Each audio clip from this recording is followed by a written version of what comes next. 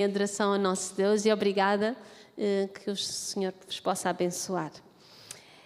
Hoje, ao refletir sobre que mensagem trazer, a gente é sempre influenciados pelos momentos em que nós vivemos. E realmente nós vivemos em momentos difíceis. Eu saí para alguns irmãos que já não estavam aqui há algum tempo. Eu e o Marco fomos viver para o continente, a ser no final de fevereiro. E essencialmente estes 2 meses foram 2 meses de grandes mudanças, até mesmo no mundo. Não sei se os nossos jovenzinhos sabem, mas quando eu saí da Madeira, eu com 50 euros enchia o meu depósito de combustível. Esta semana fui pôr combustível no carro, sabem quanto é que eu paguei para encher? 100 euros. Pois, era 50 e tal, eu enchia o depósito. E esta semana eu gastei 100 e poucos euros para encher o depósito. Isto porquê? Porque em climas de guerra, alguém decidiu invadir um país. E esta instabilidade, lá no Médio Oriente, traz instabilidade para a nossa sociedade, mesmo aqui em Portugal. A gente pensa, a guerra está longe. Mas a guerra longe tem impacto nas nossas famílias. Sabem o que é que significa o combustível estar tão caro? É que o combustível fica caro, a gente já não consegue andar tanto e passear. Mas não é só ir passear. Os combustíveis ficam caros, o pão fica caro, o azeite que vinha lá de longe fica caro, a comida fica mais cara e a gente ganha o mesmo. E isto traz crise para as nossas famílias. E ao ir viver para o continente, Deus deu-me uma escola pertinho de casa, pela bênção do Senhor. A cerca de 15 minutos, nem sequer. E ali na escola eu também tenho sentido e tenho tido a oportunidade de conhecer algumas colegas. Eu estou a trabalhar num gabinete, não tenho turmas a acompanhar, é um trabalho um bocadinho diferente. E tenho um gabinete de intervenção à violência na escola. Quando os meninos se comportam mal, é comigo que eles vêm falar. E temos muita oportunidade de falar com as minhas colegas que estão ali o tempo todo. E a perceber que depressões profundas assolam grande parte dos meus colegas professores. E quando eu pensava que era só uma que estava numa depressão profunda e que ela certo dia veio sozinha comigo, desatou em lágrimas, dizer eu não sei o que faço com a minha filha, ao sentir-se desesperada. No outro dia, quando eu fui falar com uma outra colega, ela enfrentava precisamente o mesmo desafio. Uma outra colega tinha acabado de sair de uma situação de cancro, com uma quimioterapia. E eu olho à minha volta e vejo que vidas difíceis. E pergunto, Senhor, porquê é que me colocaste aqui? Eu acho que sei. É porque nós temos este Deus que a Margarida e a Mariana cantaram. Nós temos esta mensagem maravilhosa de um Deus de amor, de um Deus que está presente, de um Deus que pode fazer a diferença na vida das pessoas. E em momentos de crise, Deus não nos deixa sem orientação. Em momentos de crise, Deus manda mensageiros do Senhor. E eu gostava que nós abríssemos a Bíblia em Malaquias. É o último livro do Velho Testamento. Malaquias, capítulo 4, versículo 5 e 6. É o último livro, antes de Mateus, ali que separa o Antigo e o Novo Testamento. Malaquias 4, 5 e 6. E diz-nos: Eis que vos enviarei o profeta Elias, antes que venha o grande e terrível dia do Senhor.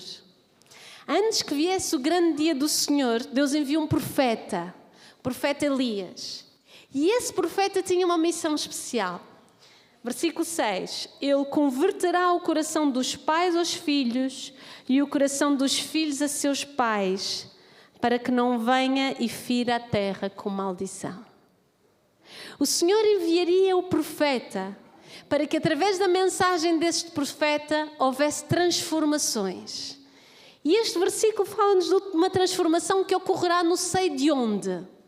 Converterá o coração dos pais aos filhos e dos filhos aos pais, ou seja, no seio da família. Este profeta seria enviado para as famílias da terra, para começar ali a fazer uma transformação, para que Deus, através de ele, pudesse ser usado de forma grandemente poderosa. Nós sabemos que este é um texto que me tocou particularmente, porque eu imagino que no meio das famílias que sofrem hoje, o Senhor está a chamar Elias. Ellen White, no livro de Profetas e Reis, diz-nos o seguinte: aqueles que hão de preparar o caminho para a segunda vinda de Cristo são representados pelo fiel Elias. Assim como João veio no espírito de Elias para preparar o caminho para a primeira vinda de Cristo, o grande tema da reforma deve ser agitado e o espírito público deve ser despertado. Então este texto é bem claro. Aqueles que hão de preparar o caminho para a volta de Jesus, quem são eles? Somos nós, sou eu. São representados por quem? Pelo fiel Elias. Mas é interessante que há um paralelismo também com outro personagem. Quem é este João? Assim como João. Quem é este João que este texto refere? É o João Batista. João Batista foi também representado, ou representava também Elias. E vamos ler a Bíblia em Mateus, capítulo 11, versículo 7. Capítulo 11, versículo 7. E aqui, Mateus 11,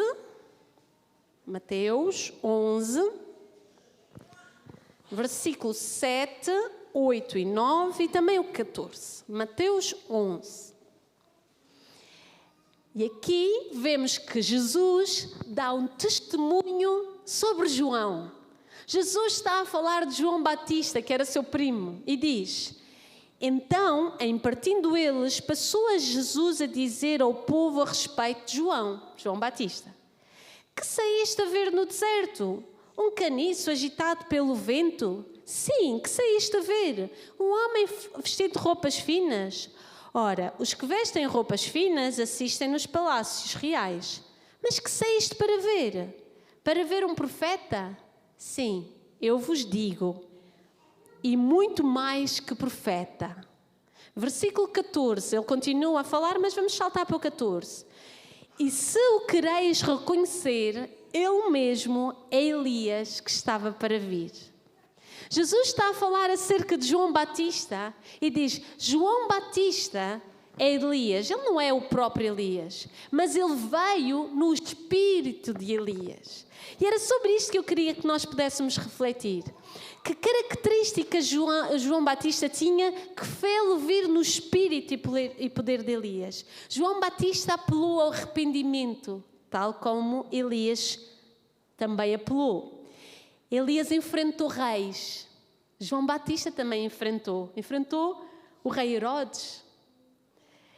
Elias viveu de forma simples. Ele vivia nas montanhas. Não era um homem conhecido, não tinha estatuto. João Batista viveu num deserto.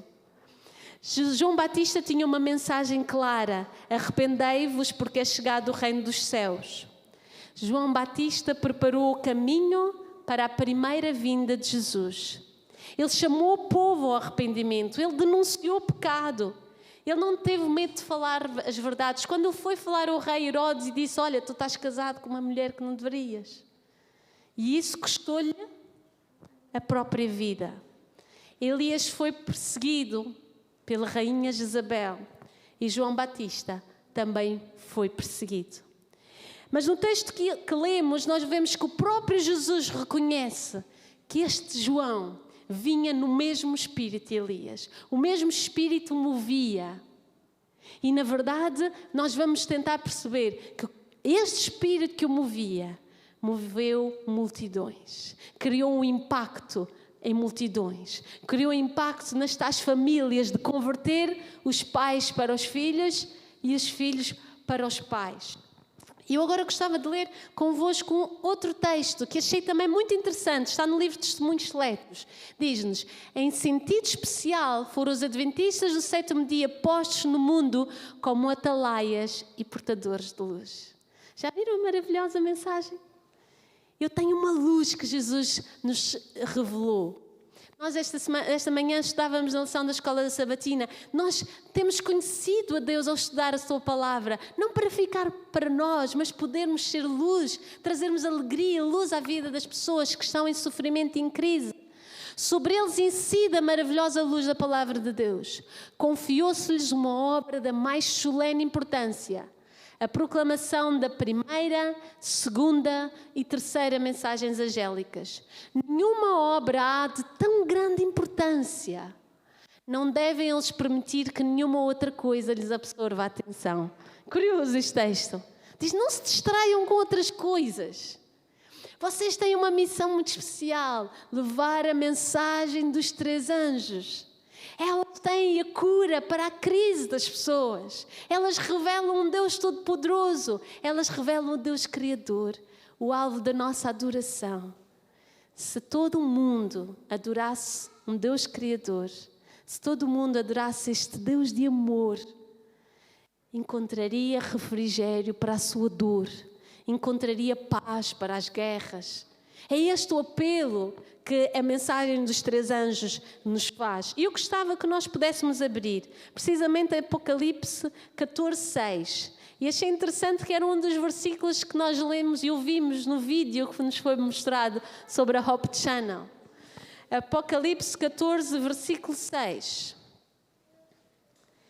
E começa o relato das 3 mensagens destes anjos. Os anjos na Bíblia são entendidos como mensageiros.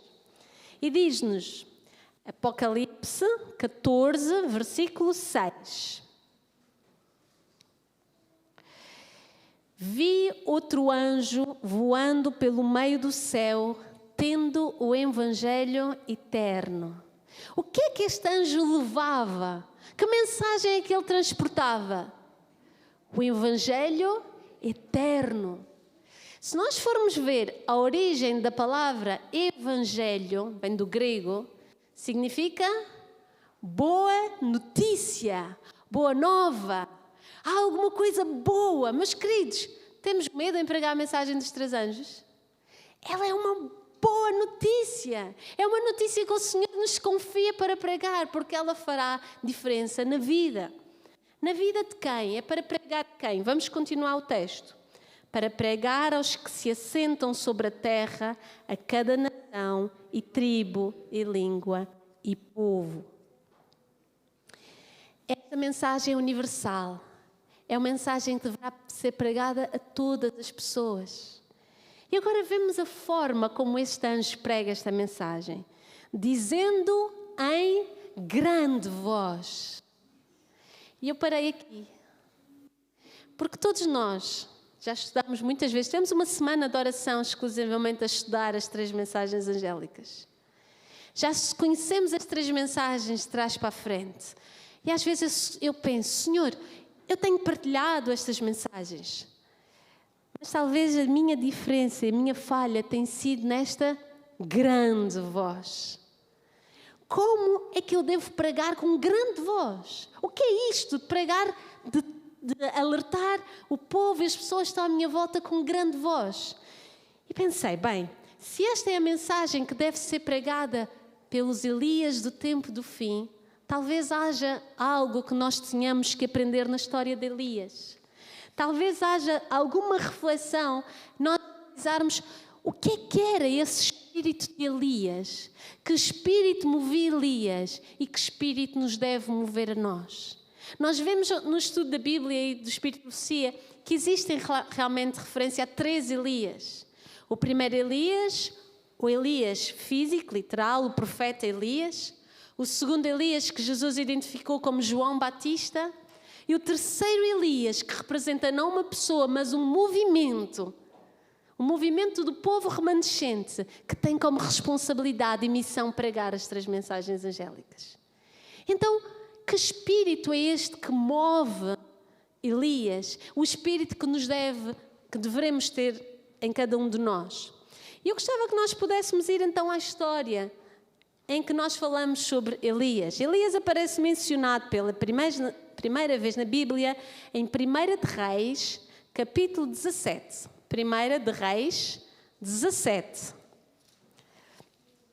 A primeira vez que Elias aparece, não há muita referência a quem é Elias. Ele não era um homem com uma função dentro do povo de Israel, conhecido assim por todos. Vivia numa vila pequena, em Gileade, na zona montanhosa. 1 de Reis, capítulo 17, versículo 1. Capítulo 17, versículo 1. E diz-nos, penso que todos já abriram, capítulo 17, versículo 1. Então Elias, o tisbita, dos moradores de Gileade, disse a Acabe: tão certo como vive o Senhor, Deus de Israel, perante cuja face estou, nem orvalho, nem chuva haverá nestes anos, segundo a minha palavra. Esta é a primeira referência a Elias. Na verdade, Elias teve coragem para ir falar com o rei Acabe, dando uma boa notícia. Era uma notícia difícil. Ele disse ao rei que não ia chover. Isto, transmitir uma mensagem dessas a um rei ímpio e tirano, sabem o que era sinónimo? Normalmente as pessoas portadoras de más notícias eram sinónimo de morte. Mas nós vemos que Elias teve a ousadia, a coragem de ir até o rei Acabe. Mas o Espírito Profecia dá-nos mais alguma reflexão sobre este início. E ele diz-nos que Elias vivia realmente na zona montanhosa e que Elias conhecia a realidade do povo de Israel. Um povo que se tinha corrompido. Quem era o rei Acabe? O rei Acabe era o rei do povo de Israel que tinha casado com uma mulher que adorava outros deuses. Chamava-se Rainha Jezabel. O nome dela já nos diz alguma coisa, não é? Jezabel. E quando ele se casou com Jezabel, o rei Acabe começou a construir uma casa para adorar outros ídolos. E aquele rei que representava o povo de Deus, que adorava o Deus verdadeiro, que já tinham visto tantos milagres, passou a adorar um Deus de barro. Começou a construir ídolos pagãos e começou-se a desviar daquilo que Deus tinha para o povo de Israel. Em vez de eles revelarem o Deus verdadeiro aos outros, eles misturaram-se com práticas pagãs, ímpias. E isto trouxe tanta tristeza a Eli. Ele entristeceu-se tanto com isso, que ele queria falar a todas as pessoas que Jesus, que Deus era um Deus de amor e que queria que eles realmente se voltassem para Deus. Mas o povo estava tão corrompido. E diz-nos que, Ellen White diz-nos que Elias se angustiava. Sabem qual é a primeira característica neste homem que eu vejo que move o espírito de Elias? Vocês já viram às vezes se a gente vê, olha, aquele roubou aquela loja. Olha, aquele assaltou aquilo. Aquele fez mal ao vizinho. E a gente parece que vê tanta maldade, já está meio anestesiados. Mas Elias não estava anestesiado. Ele preocupava-se genuinamente com as pessoas, ele angustiava-se. Sabem porquê é que ele se angustiava? Porque ele amava aquele povo. E eu acho que esta é a primeira característica do espírito de Elias. Amar as pessoas que estão à minha volta a tal ponto que se nós vemos que se elas ainda não conhecem o Deus verdadeiro, nós vamos angustiar-nos, orar por elas, passar tempo com elas. Porque o amor faz isto. O amor entrega-se. O amor não vive a sua vida assim, olha, estou a viver a minha vida, olha, isto é a vida dele, foi a escolha que ele fez. É isso que nos preocupamos quando a gente vê os nossos filhos a seguirem caminhos difíceis e a desobedecerem. Não é isto que a gente faz. Olha, foi a escolha dele. Não é isso que a gente faz. A gente vai, preocupa-se e ora a Deus e pede a Deus que lhes dê sabedoria. E esta característica, a primeira característica de Elias, ele tinha um amor genuíno. Segunda característica, vimos que acabámos de ler. Quando Deus o chamou para ir perante o rei, o que é que Elias fez? Foi. Ele teve ousadia e coragem. Queridos, o Senhor também nos chama a sermos pessoas corajosas, a preocupar-nos com os outros e a termos coragem de fazermos esta abordagem. Porque a mensagem que nós temos é uma mensagem que fará diferença na vida de cada uma delas.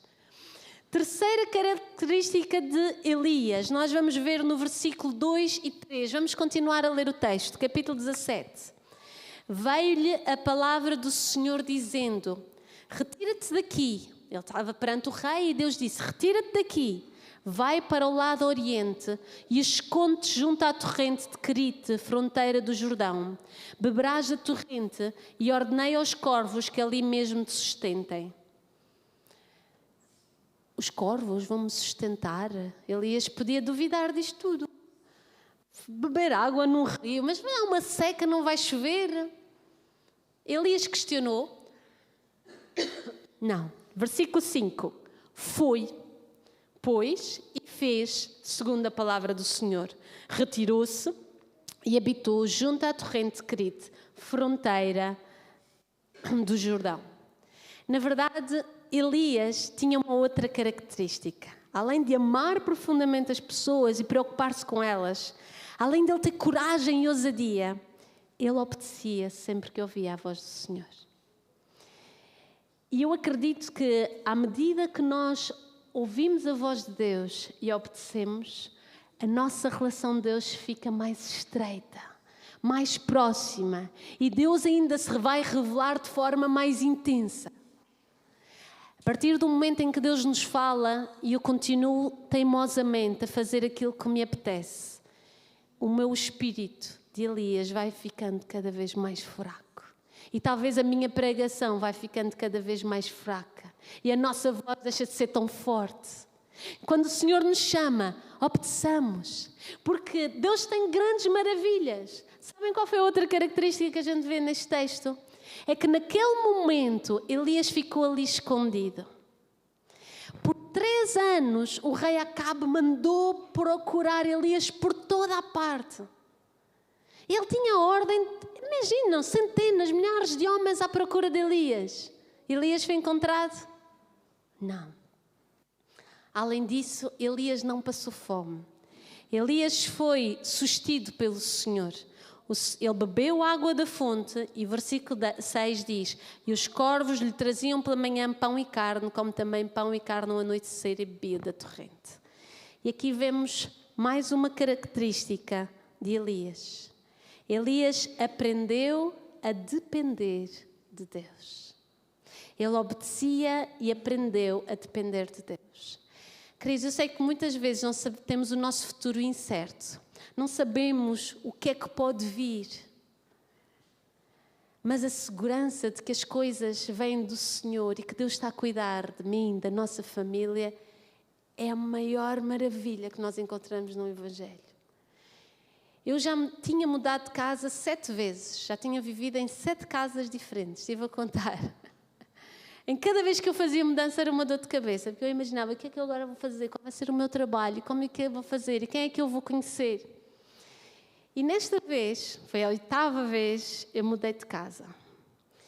Mas vocês já conhecem parte da história. Deus foi-me mostrando que Deus estava a cuidar de cada detalhe. E desta vez, pela primeira vez, eu mudei tranquila. E sabem o que aconteceu? Tinha acabado de fazer a mudança. Saí de casa de carro, entrei no carro e olhei para o outro lado da estrada. Eu conheço aquela cara.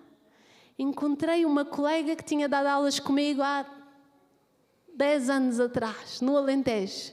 Ela vivia em Évora. Nós trocávamos mensagens, mas como ela não põe coisas no Facebook, eu nem imaginava que ela estava ali. Ela vive no prédio da frente. Éramos amigas muito próximas, almoçávamos sempre juntas na escola, mas ela foi para Évora, para o Alentejo, e eu vim para a Madeira. O Senhor cuidou de arranjar uma casa em que eu tenho uma amiga do outro lado da estrada. E quando estava a conversar com ela disse: eu estou a dar aulas ali, fica a 8 km daqui. E disse: olha, eu ainda não sei para onde vou. 2 dias depois saí a lista. Sabem onde é que eu fiquei? Na mesma escola que a Valéria. Tive alguém para me apresentar. Então cheguei lá e toda a gente já sabia: tu és a vizinha da Valéria. Pronto. Então a vizinha da Valéria fez amigos com muita facilidade ali naquela escola. E o que é que eu senti? Tal como Elias, que Deus cuida de cada detalhe quando nós confiamos. Elias aprendeu a depender. Há uma frase que a gente costuma dizer, que é uma frase triste no nosso vocabulário, que é: olha, vê lá se esperas se isto cai do céu. Não é? A gente às vezes diz: olha, estás à espera que isto caia do céu, não? Mas sabem, a maravilha é que se nós confiarmos no Senhor e pedirmos muito, o melhor para nós é termos a certeza de que isto veio do céu.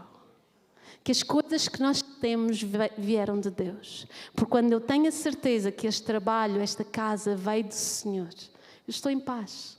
Porque mesmo que eu tenha problemas, Deus é que vai resolver, foi Deus que deu. E são coisas que serão abençoadas. Então o espírito de Elias era um homem que aprendeu também a confiar e a depender de Deus. Mas, mesmo confiando, tendo a certeza que Deus está a dirigir, no versículo 7, o que é que aconteceu? Passados dias, a torrente secou porque não chovia sobre a terra. Deixou de haver água. Elias podia viver sem água? Não.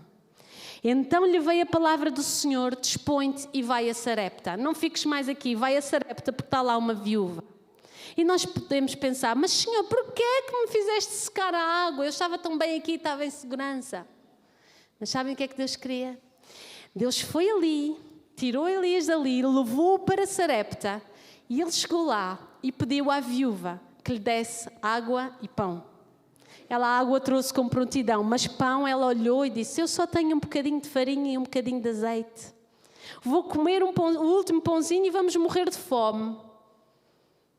E o que é que aquela viúva aprendeu naquele momento? O mesmo que Elias tinha aprendido lá no ribeiro. O que é que Elias tinha aprendido no ribeiro? A depender de Deus, que o sustento, a proteção vinha do Senhor. E aquela mulher preparou o pão, o último pãozinho que ela tinha, para o profeta. E com fé entregou o último pãozinho. E então ele disse: agora vai e faz para ti e para o teu filho. E quando ela foi ver a panela e foi ver a botija e o azeite, tinha lá farinha e azeite, e ela fez mais um pão. E no dia seguinte, quando já não tinha mais farinha e azeite, o que é que ela fez? Voltou a cozinhar mais um pão, porque tinha lá mais um bocadinho de farinha, mais um bocadinho de azeite.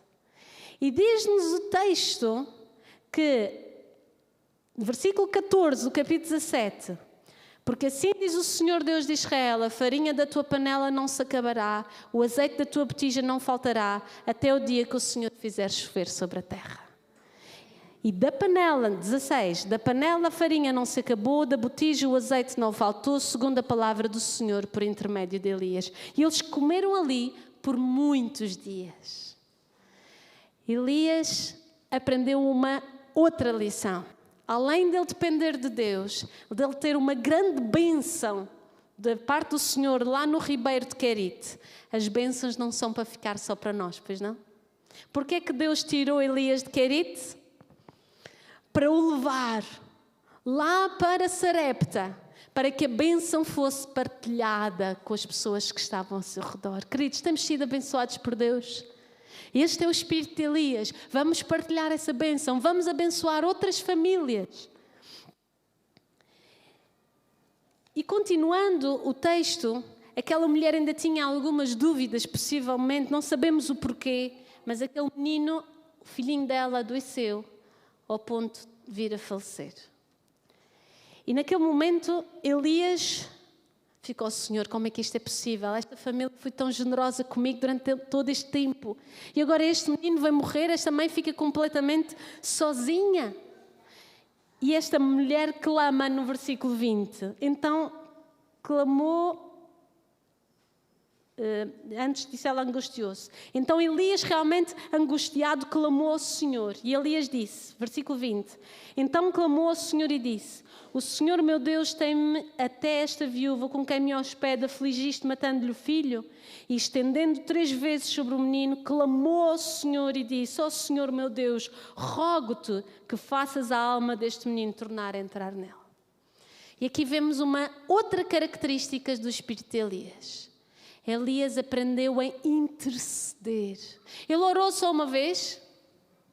Ele diz que rogou e por 3 vezes ele não desistiu. E no versículo 22, o Senhor atendeu à voz de Elias e a alma do menino tornou a entrar nele e reviveu. Uau! Elias aprendeu que a oração intercessória é também algo muito importante para nós podermos clamar com grande voz. E a gente poderia perguntar, Senhor, mas porquê? Porquê que afligiste esta mulher? Nós não percebemos, não há maneira de nós explicarmos o porquê do sofrimento. Porquê é que certas coisas acontecem às nossas famílias? Não conseguimos explicar.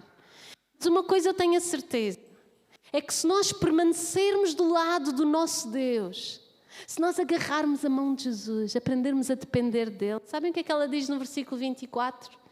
Então a mulher disse a Elias, nisto conheço agora que tu és de Deus e que a palavra do Senhor na tua boca é verdade. Ela diz, agora sim, eu vejo que tu és homem de Deus. A fé dela foi fortalecida. Aquela convicção que ela tinha foi restaurada. Ela começou a acreditar que realmente sim, o Deus poderoso tudo pode. Queridos, estamos a enfrentar momentos difíceis, tal como esta mulher enfrentou. Vamos esperar no Senhor, porque eu estou certa de que o fim será melhor do que o início. É como às vezes os nossos pequeninos, às vezes pensam, eu estou de castigo. Mas a gente sabe que depois daquele castigo, eles vão se tornar homens e mulheres mais responsáveis, mais amadurecidos. E vão crescer e ser esses homens e mulheres responsáveis como os seus papás. E como Jesus quer que vocês sejam. Então, queridos, eu gostava que realmente nós percebêssemos que Elias passou tudo por isto, desenvolvendo todas estas características, para ele estar preparado para a grande missão. E a missão encontra-se a partir do versículo 20, quando ele foi ao Monte Carmelo. E quando ele chegou ao Monte Carmelo, ele disse ao rei, ajunta a todos os filhos de Israel. Só chamou uma parte? Não, chamou a todos os filhos de Israel. Esta mensagem é uma mensagem universal, tal como nós lemos em Apocalipse 14. É uma mensagem para todos. E no versículo 21 do capítulo 18, desculpem, não sei se disse o capítulo 18, versículo 21, Elias disse, então Elias se chegou a todo o povo e disse, até quando cocheareis entre dois pensamentos? Se o Senhor é Deus, seguiu. Se é Baal, seguiu. Porém o povo nada respondeu. Elias perguntou àquele povo, até quando vocês vão estar divididos entre dois senhores? Vamos então ver neste monte quem é o Deus verdadeiro. Os profetas de Baal imploraram que o fogo descesse do céu e construíram um altar para Baal. E Elias construiu o altar para o Deus de Israel. E aquele Deus que fizesse descer fogo do céu seria o Deus verdadeiro. Os profetas de Baal imploraram, choraram, martirizaram-se. E veio fogo do céu? Não veio. Para os meninos que não conhecem esta história, Elias regou aquele altar com água. Mandou regar por 3 vezes muita água. Existe fogo com água em cima da água? Não. Mas depois Elias orou. E orou de forma incessante. Orou pensando naquele povo que precisava de conhecer a Deus. Orou com oração intercessória. Que ele tinha aprendido onde? Lá em Sarepta, orando por aquele menino. E ele ali orou com o mesmo poder. Versículo 37, estamos já em termos de conclusão. Versículo 37, responde-me, Senhor, responde-me, para que este povo saiba que tu, Senhor, és Deus e que a ti fizeste retroceder o coração deles. Então, o que é que caiu do céu? Caiu fogo do Senhor, consumiu o holocausto e a lenha e as pedras, que estavam todas molhadas, foram queimadas. E diz o texto, e as pedras e a terra, e ainda lambeu, sugou a água que estava no rego. E o que vendo todo o povo caiu de rosto em terra. Eles quando viram o fogo cair do céu e queimar todo aquele altar, o que é que eles disseram? Quem era o Deus verdadeiro? Baal ou o povo de Israel? o povo de Israel. Então eles disseram: o Senhor é Deus, o Senhor é Deus. Esta mensagem de Elias, pregada com poder, fez com que aquele povo reconhecesse que o Senhor era Deus. Queridos, há um paralelismo muito estreito entre a pregação de Elias no Monte Carmelo e as 3 mensagens angélicas. Em ambas as situações, temos uma apostasia espiritual. Naquele tempo, a divisão entre Baal e o Deus de Israel. Hoje em dia, nós conhecemos bem. Tantas formas de conhecer Deus, tão desvirtuadas daquilo que está na palavra do Senhor. No tempo de Elias havia uma falsa adoração a Baal. Nas 3 mensagens angélicas, fala-nos de um reconhecimento de um poder da besta. Há uma adoração à besta. Quem estudar Apocalipse 14 verá isto. Aqui Elias chama-os porque eles estão divididos entre 2 senhores. E nas 3 mensagens angélicas também. Os seguidores do Deus verdadeiro recebem um sinal na testa do Pai. E os adoradores da besta recebem um sinal na testa do poder da besta. Até a quem é que eu vou estar a seguir? Ao mundo? A toda esta forma desvirtuada de ver Deus? Ou vou querer conhecer o Deus verdadeiro? O mesmo Deus que fez descer fogo do céu lá no Monte Carmelo. Há um chamado à fidelidade, há um confronto entre a verdade e um erro. Há um fogo que desceu do céu ali no altar, no Monte Carmelo.